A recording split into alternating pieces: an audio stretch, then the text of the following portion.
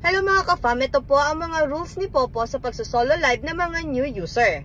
Bawal po ang bata, bawal po ang nudity, bawal po matulog, bawal humiga, pwede po putol-putulin ang 2 hours solo live. Ibig sabihin po, hindi kailangan straight na mag-live ng 2 hours. Pwede kahit habang kumakain basta't nakikita sa cam ang muka.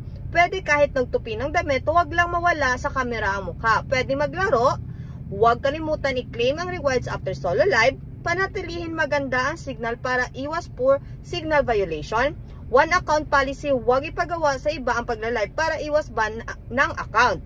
Mag-solo live ka lang pa oras, wala naman viewers. Marami dito, pagkatapos mag-download, pinabayaan na after 1 week pa nag-solo live. Wala na po yung 10,000 points per hour. Kagandahan po kasi dito sa mga newbie pag hindi ka nagka-violation at nakapag-payout ka na agad within 7 days dahil nga kumikita ka dito 2 hours a day.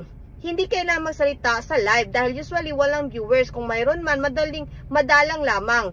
Take note ha, kung bago ka pa lang, huwag mo sayangin ang chance na mag-solo live everyday kasi pang bago lang yan na reward na 10,000.